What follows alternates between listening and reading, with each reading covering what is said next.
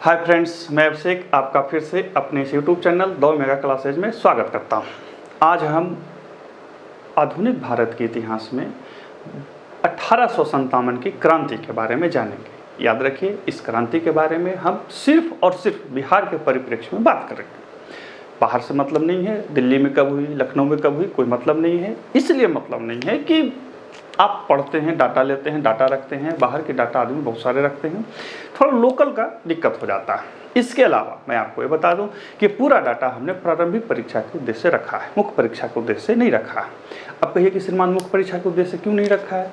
तो मुख्य परीक्षा में मेरा ये मानना है कि बहुत सारे पहलुओं का जुड़ाव होता है। मुख्य परीक्षा में जो प्रश्न पूछे जाते हैं वो सीधे सीधे आपसे नहीं पूछे जाते हैं, उनमें बहुत तरह के सकारात्मक नकारात्मक पहलुओं को जोड़ करके पूछा जाता है। अब मान के चलिए कि आधुनिक बिहार के इतिहास में या आपसे सामान्य ज्ञान में परीक्षा में ये प्रश्न पूछ दे कि 1857 की क्रांति के नायक कौन थे, ये प्रारंभिक परीक्षा में पूछेगा तो आप सीधा उत्तर मारेंगे बाबू कुंवर सिंह थे। लेकिन मुख्य परीक्षा में आपसे पूछ सकता है, पूछेगा कि आखिर बाबू कुंवर सिंह क्यों थे जिन्होंने 1857 की क्रांति का झंडा उठाया। बाकी डुमराव के राजा, टेकारी के राजा, तिरहुत के राजा ने क्यों नहीं उठाया इस चीज़ को, क्यों विद्रोह में शामिल नहीं हुए? आपके पास क्या जवाब होगा? फिर आप लिखेंगे कि अरे ऐसा नहीं।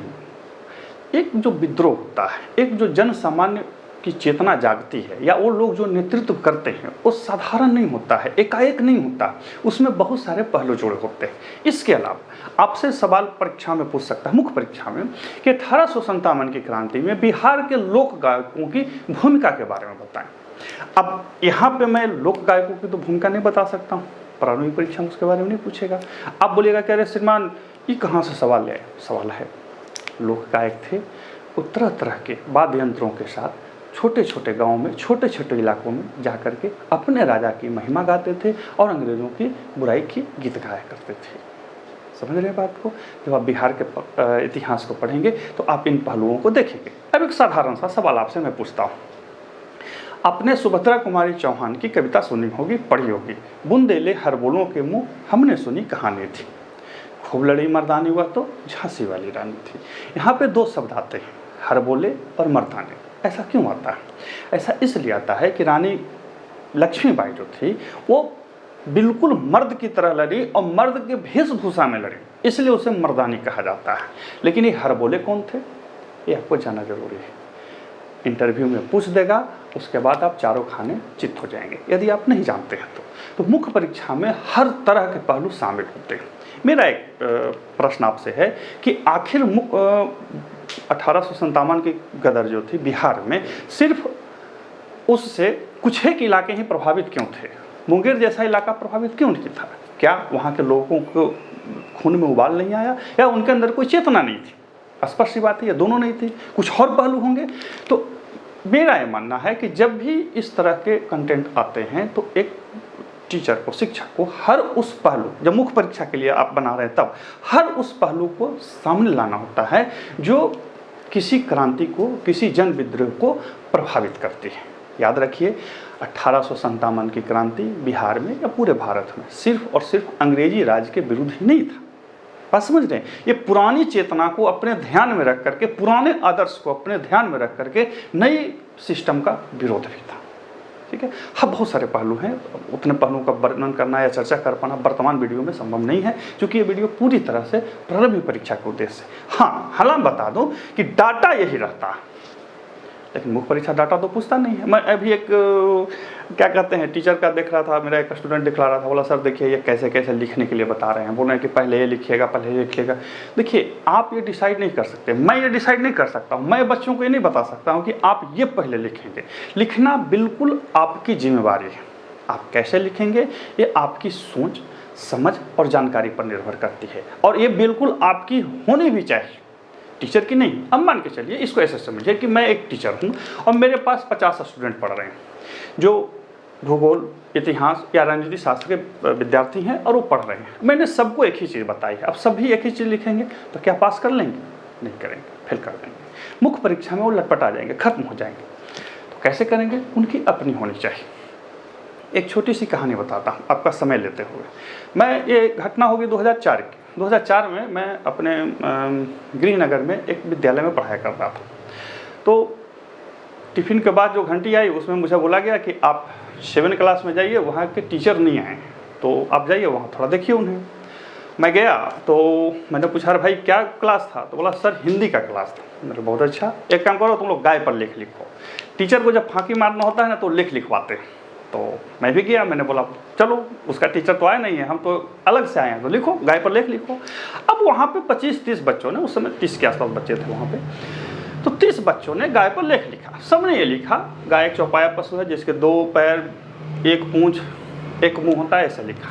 एक बच्ची थी, नाम उसका ध्यान है मैं बोलूँगा नहीं, एक बच्ची थी, उसने लिखा कि गाय हिंदुओं द्वारा पूज्य एक पवित्र पशु है जिसके 4 पैर, 1 मुंह, 1 पूंछ, 2 सींग एवं 2 कान होते हैं। अब यहाँ पे देखिए 25 बच्चे, 28 बच्चे, 29 बच्चे एक तरफ, और इस एक बच्ची का लिखना एक तरफ। गाय हिंदुओं द्वारा पूज्य एक पवित्र पशु है, सब कोई है, कोई बाहर लिखता है, कोई पहले लिखता है, लेकिन उसका पहला ही लाइन था जो हमें पढ़ने पर मजबूर कर देता कि भाई ये लाइन अलग है। हालांकि नीचे फिर सब उसने वही चीज़ लिखी है जो सब कोई लिखते हैं, लेकिन उस एक लाइन ने लिखने पर मजबूर किया। और याद रखिए कि उसे ये किसी ने नहीं बताया था कि ऐसे लिखना है, उसको अपनी ये जानकारी थी, जागृति आई ये कैसे होता है। जब मैंने उससे पूछा कि तुमने कैसे लिखा, तो बोली कि सर तो हमारे यहाँ ना मम्मी जो है वो रोज़ गाय को एक रोटी खिलाती है, उसका पैर छू के प्रणाम करती है। चूँकि हम लोग हिंदू हैं, हमारे लिए पवित्र है, तो हमने लिख दिया गाय हिंदुओं द्वारा पूज्य एक पवित्र पशु है, चूँकि पूजा करते थे। अब ये चेतना आपको अपनी जागृति लानी पड़ेगी, जागृत करनी पड़ेगी। अब सबको देखा देखी, टीचर सबको पढ़ाते हैं, लिखना आपको होता है। और जब आप लिखने बैठते हैं तो आपके पास हर तरह की समझ, सोच और सामग्री होनी चाहिए। हर पहलुओं पर आपकी एक एक नज़र जरूर होनी चाहिए, और वो नज़र सूक्ष्मता से होनी चाहिए, तभी आप मुख्य परीक्षा और इंटरव्यू में पास कर पाएंगे। क्योंकि वहाँ पे आपकी जो जानकारी है, आपका जो लिखने का जो कंप्रेस करके लिखते हैं वही काम करते हैं, बाकी से कोई मतलब नहीं होता। खैर छोड़िए, कथा कहानी को हटाइए। 1857 का विद्रोह और बिहार, यहाँ पे देखिए मैंने हेडिंग दे दिया 1857 का विद्रोह और बिहार।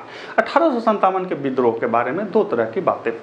एक बात यह है कि ये भारतीयों के द्वारा किया गया एक सुनियोजित विद्रोह था, बात समझ रहे हैं।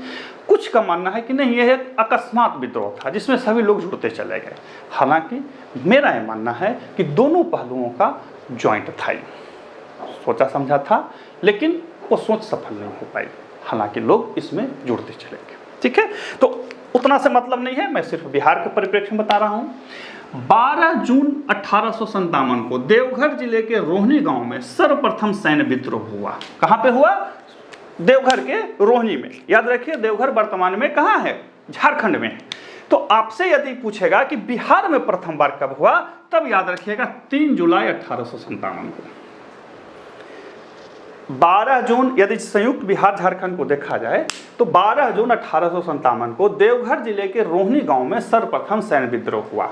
वहां पे 3 सैनिकों ने लेफ्टिनेंट नॉर्मन लेस्ली एवं सार्जेंट डॉक्टर ग्रांट की हत्या कर दी।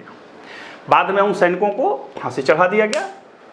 और यहाँ पे ध्यान रखिएगा कि मैकडोनाल्ड ने इसे कठोरता से दबाया एवं 32वीं रेजिमेंट का कार्यालय रोहिणी से हटाकर भागलपुर ले आया। याद रखिए 32वीं रेजिमेंट। अब यहाँ पे आपसे सवाल बनता है कि बिहार में या संयुक्त बिहार में सर्वप्रथम सैन्य विद्रोह कब हुआ, या 1857 की क्रांति का शुभारंभ कब हुआ? तो 12 जून 1857। कहाँ हुआ? तो देवघर के रोहिणी गांव में। ठीक है, किसकी हत्या हुई? नॉर्मल लेस्ली एवं डॉक्टर ग्रांट की हत्या कर दी गई। किसने दबाया? मैकडोनाल्ड ने दबाया। किस रेजिमेंट के सैनिकों ने विद्रोह किया था? 32वीं रेजिमेंट के सैनिकों ने विद्रोह किया था।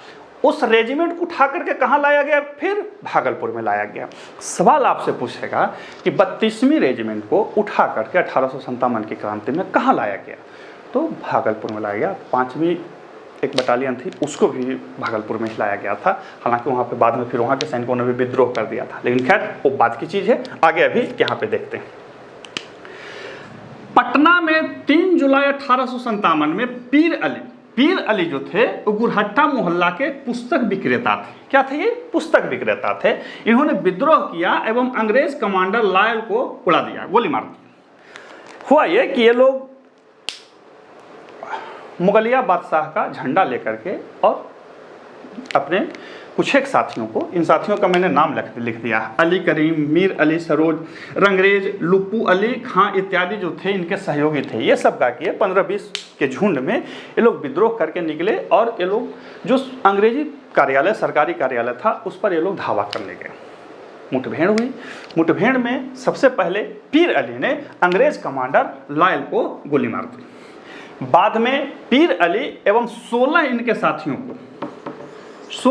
साथियों को पकड़ करके फांसी चढ़ा दी गई। यहाँ पे मैं बता दूं कि 1857 की क्रांति में भारतीयों ने जब शुरुआत किया तो वो चूंकि विद्रोह था, इनके अंदर फूटा हुआ गुस्सा था, तो लाजमी था कि हत्या करते ही करते। लेकिन अंग्रेजों ने इतनी विभत्सता से हत्या की कि उसका वर्णन करने किताब जो है, इतिहासकार के किताब जो है और खून से भर जाएंगे, फिर भी पूरी नहीं होगी। आपको पता होना चाहिए कि जिस पर भी अंग्रेजों का शक होता था, जिस भी लोगों पर अंग्रेजों का शक होता था, उसे पकड़ के वो फांसी चढ़ा देते थे, गोली मार देते थे।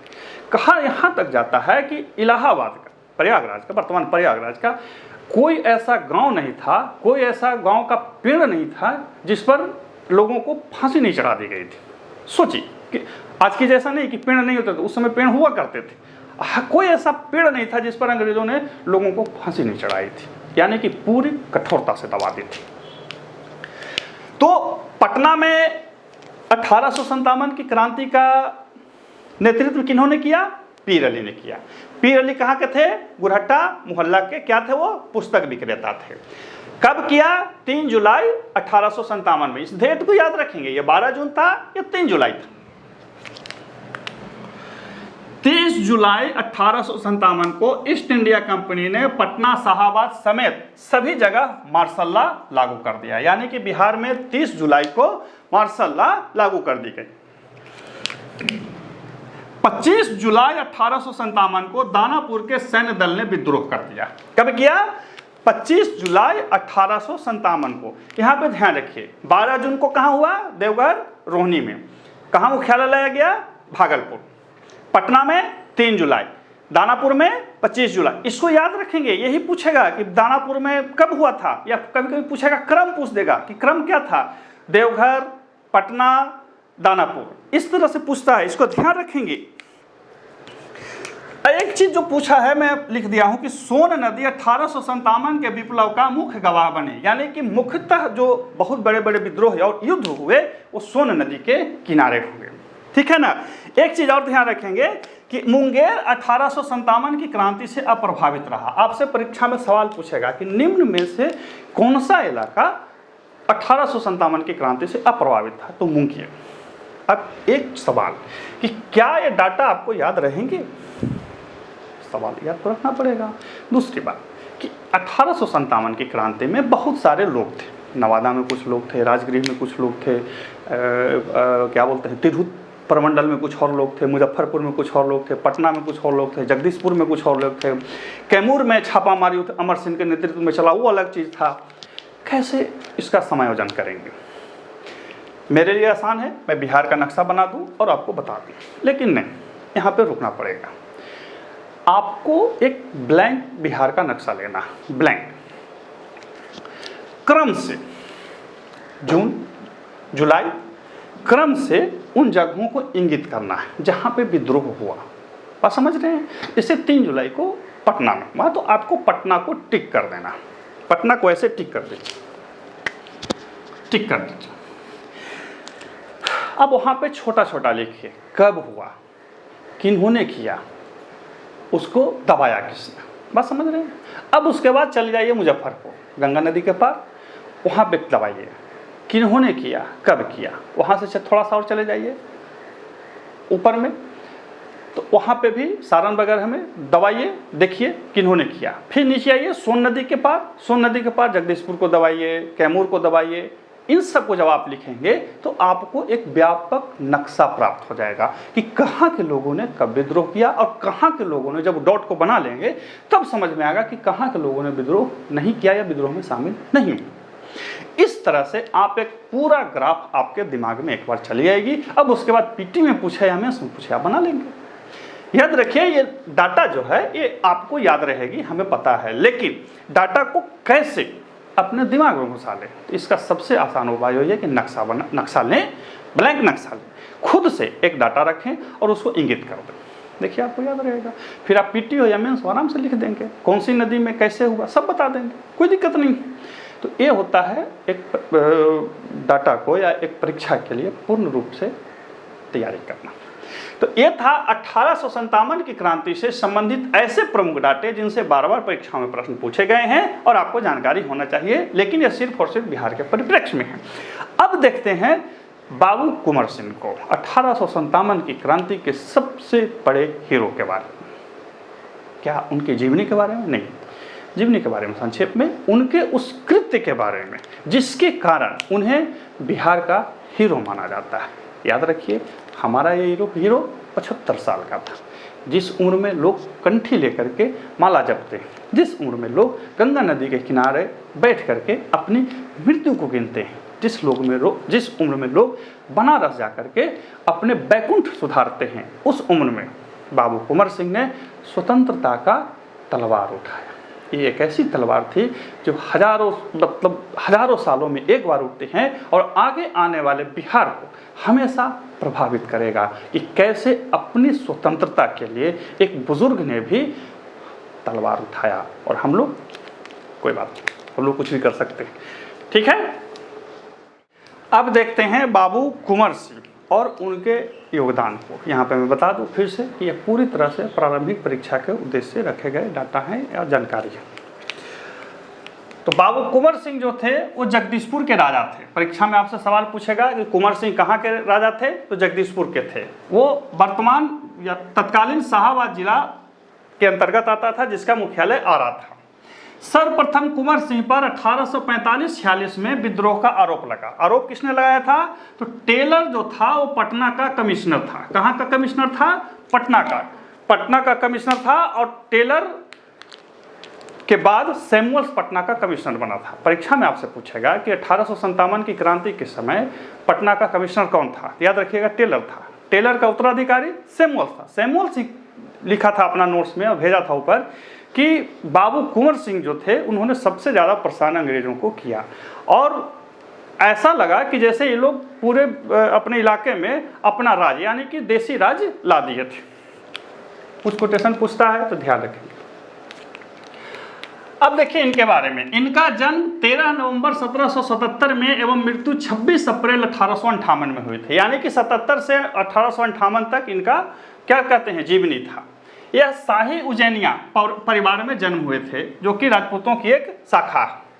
जगदीशपुर में कुंवर सिंह ने बंदूक एवं गोला बारूद बनाने का कारखाना बनाया था। आपसे सवाल पूछेगा कि जगदीशपुर में गोला बारूद कारखाना बनाने का फैक्ट्री किन्होंने लगाया था, तो याद रखिएगा कुंवर सिंह ने।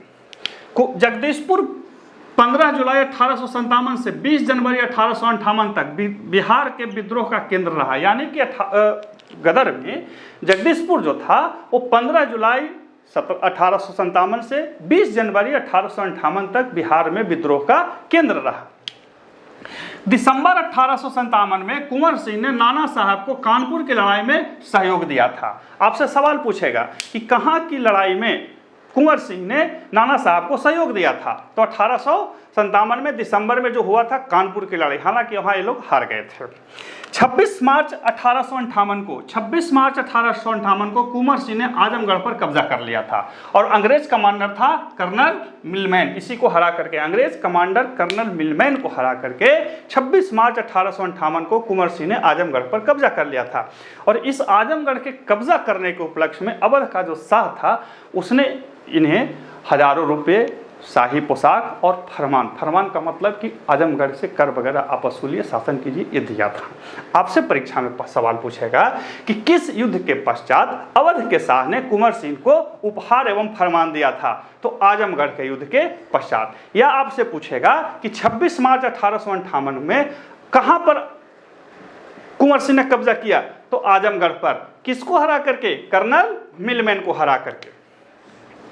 कुंवर सिंह ने 29-30 जुलाई को डनवर को हराया। किसको हरा दिया? डनवर को हराया। और इसके बाद जब डनवर हार गया तो विंसेंट आयर आया और 2 अगस्त को बीबीगंज में इन्हें हराकर अंग्रेजों को छुड़ाया। कहानी यह है कि जब सभी विद्रोही कुंवर सिंह से आकर के मिल गए तो ये लोग विद्रोह किए और 29-30 जुलाई को इन्होंने मुख्यालय पर कब्जा कर लिया। कब्जा करके अंग्रेजों को एक जगह रहने पर मजबूर कर दिया। हालांकि अंग्रेजों को इन्होंने हानि नहीं पहुंचाई और डनवर को इन्होंने हराया था। 29-30 जुलाई दोनों दिन था, याद रखिएगा। डनवर को हराया था। सबसे पहले इन्होंने डनवर को हराया।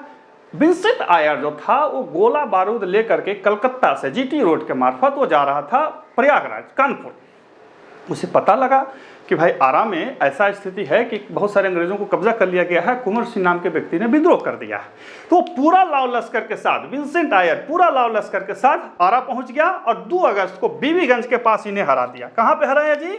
बीबीगंज के पास, याद रखिएगा, 2 अगस्त को बीबीगंज के पास।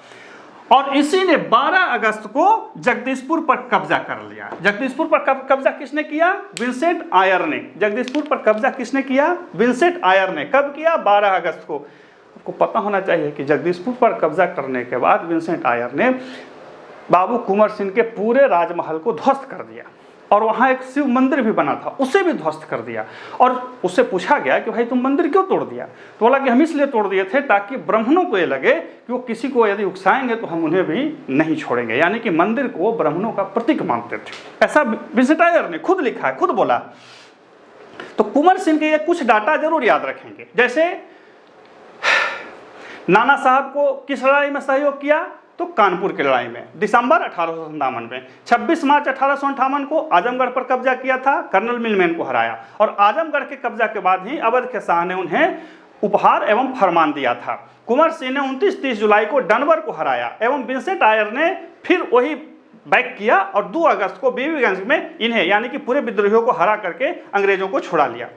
और इसी ने यानी कि विंसेंट आयर ने ही 12 अगस्त को जगदीशपुर पर कब्जा किया। सवाल आपसे पूछेगा कि जगदीशपुर पर दोबारा कब्जा किसने किया? तो विंसेंट आयर ने। कब किया? 12 अगस्त को किया और बाबू कुंवर सिंह के पूरे घर को ढा दिया था।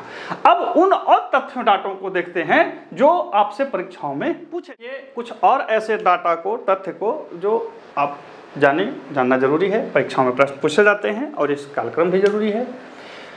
बाबू कुंवर सिंह अब 23 अप्रैल 1858 को ब्रिटिश सेना को हराया, परंतु खुद घायल हो गए एवं 3 दिन पश्चात इनकी मृत्यु हो गई। कहां पर हराया था? जगदीशपुर के पास। कहां पे हराया था जी? जगदीशपुर के पास। जगदीशपुर के पास ली ग्रांट था सैनिक कमांडर। ली ग्रांट या ग्रांट इसको बोलते हैं, ली ग्रांट था, उसको बुरी तरह से हरा दिए। परंतु इनके बाह में ना तोप का गोला लग गया। बाह में क्या लग गया? तोप का गोला लग गया। बाद में जब गंगा नदी पार कर रहे थे तो इन्होंने अपने बाह को काट दिया और बोले कि हम अपनी बाह को अपनी माता को भेंट कर रहे हैं, गंगा माँ को भेंट कर रहे हैं। अब 77-78 साल का बुजुर्ग, बाह में गोला लगा, इतने दिनों से घूम टहल रहा था, कितना दिन सर्वाइव करता? 3 दिन पश्चात इनकी मृत्यु हो गई। 26 अप्रैल को इनकी मृत्यु हो गई थी। कब हुई थी? 26 अप्रैल को, याद रखेंगे। कब? 26 अप्रैल। इनके पास इनका भाई जो थे अमर सिंह ने इनके विद्रोह को आगे बढ़ाया। कैमूर की पहाड़ियों पर छापामार युद्ध किया। कैमूर की पहाड़ियों पर छापामार युद्ध किन्होंने किया? अमर सिंह ने। अमर सिंह कौन थे? इनके भाई थे, निशान सिंह इनका भतीजा थे। दिसंबर 1858 में महाराजा जंग बहादुर ने अमर सिंह को पकड़ लिया और अंग्रेजों को सौंप दिया। अमर सिंह की मृत्यु 5 फरवरी 1860 को गोरखपुर जेल में हो गई। परीक्षा में सवाल आपसे पूछेगा कि निम्न में से किस क्रांतिकारी की मृत्यु, बिहार के क्रांतिकारी की मृत्यु गोरखपुर जेल में हुई? तो अमर सिंह की। कब हुई थी? 5 फरवरी 1860 में। पेचिस के कारण हो गया था इनकी मृत्यु। और पकड़ा इनको कौन था? महाराजा जंग बहादुर ने। कब पकड़ा था? दिसंबर 1858 में। सोचिए, अंग्रेज नहीं आए थे, हम ही लोग थे लगे हुए। अब इसके बाद कुछ चीज़ों को ध्यान रखेंगे। हैदर अली खान नामक एक विद्रोही ने राजगीर में, मोहम्मद हुसैन खान ने छपरा में, नवादा में राजवारों ने एवं मगध क्षेत्र में बाबू जीवधर सिंह जो थे, ये अंग्रेजों के विरुद्ध विद्रोह किए थे या विद्रोहियों का नेतृत्व किया था। राजगीर में किन्होंने किया था? हैदर अली खान। मोहम्मद हुसैन कहाँ थे? छपरा में। राजावार, नवादा में राजावार एक समूह था, जाति थी, उन्होंने विद्रोह का अलग जगाया, और मगध क्षेत्र में जीवधर सिंह में। अब इसमें पूछेगा कि गया, औरंगाबाद, जहानाबाद, नवादा इत्यादि क्षेत्रों में किन्होंने 1857 की क्रांति में अंग्रेजों का दम किया था या बेदम किया था? तो जीवधर सिंह थे। ये क्या करते थे ना जी, कि इनका पढ़ें कहानी कि ये लोग क्या करते थे कि ग्रुप बना करके अंग्रेजों का जो आवागमन होता था जीटी रोड पे, उसको बाधित कर देते थे, सरकारी खजाना लूट लिया करते थे। इस तरह से इन्होंने विद्रोह को आगे बढ़ाया। हालांकि सबको अंग्रेजों ने एक एक करके दबा दिया। हथुआ, पंडौल, बेतिया, टेकारी के राजा ने अंग्रेजों का साथ दिया। डुमरांव का जो राजा था वो चुप था, न इधर न उधर, बिल्कुल बीच में। तो परीक्षा में सवाल आपसे पूछेगा कि कहाँ के जमींदारों ने या राजाओं ने विद्रोहियों का साथ नहीं दिया? तो याद रखिएगा, हथुआ, पंडौल, बेतिया, टेकारी इत्यादि के राजा थे। 1857 में विलियम टेलर जो था पटना का कमिश्नर था, बाद में ये एस्म्यूल्स बना था। सैमुअल्स इसको सब बोलता था, या मूल्स आप बोल सकते हैं, जैसे बोल सकते हैं, याद रखिएगा। 1857 में विलियम टेलर था, अगस्त में इसको हटा दिया गया, बाद में ये सैमुअल्स को लाया गया। ईएम सैमुअल्स का ही कथन था कि जगदीशपुर के राजा जो कुंवर सिंह हैं, उन्होंने अपने आप को स्वतंत्र राजा घोषित कर दिया है और अपनी स्वतंत्रता उद्घोषित की है। अंग्रेजों के प्रति कोई निष्ठा उनकी नहीं है। एक चीज ध्यान रखिएगा कि अमर सिंह ने गया सासाराम के बीच संचार को बंद किया एवं जगदीशपुर में समानांतर सरकार को बनाया। आपसे सवाल पूछेगा कि जगदीशपुर में समानांतर सरकार किन्होंने बनाया? तो अमर सिंह ने। याद रखिएगा कि बाबू कुंवर सिंह ने आरा का राजा घोषित किया था, समानांतर सरकारों ने चलाए थे। चूंकि क्रांति को हरा तो दिए थे, लेकिन बाद में खुद उनकी मृत्यु हो गई। बाद में अमर सिंह जो था, उन्होंने समानांतर सरकार बनाई। समानांतर मतलब तुम्हारा भी सरकार, मेरा भी सरकार, जिसका दबदबा वही रहेगा। एक डाटा और याद रखिएगा कि विंसेंट आयर ने कुंवर सिंह को पूरी तरह से पराजित किया था। आपसे सवाल पूछेगा कि कुंवर सिंह को पूरी तरह से किसने पराजित किया था? तो याद रखिएगा, विंसेंट आयर ने। तो ये कुछ ऐसे डाटा हैं जो 1857 की क्रांति से संबंधित विभिन्न परीक्षाओं में पूछे गए हैं, पूछे जा सकते हैं। हमने उसी को प्रारंभिक परीक्षा के उद्देश्य से रखा है। अब आप याद कैसे करें? क्या मेरा वीडियो देखें? मत देखिए, कोई ज़रूरत नहीं है। आप नोट्स बना लें, नोट्स को क्रम में रखें। और मैंने वीडियो का प्रारंभ में बताया था कि बिहार का ब्लैंक नक्शा ले लें, वहाँ पे सारी चीज़ों को इंगित कर लें। अंग्रेजी पक्ष और भारतीय पक्ष दोनों का नाम लिख लें, समय लिख लें, आपको पूरी तरह से याद हो जाएगा। चलते फिरते कहीं यात्रा में मन न लगे तो हम जैसे लोगों का वीडियो देखा कीजिए। फिर मिलते हैं अगले वीडियो में, तब तक के लिए नमस्कार।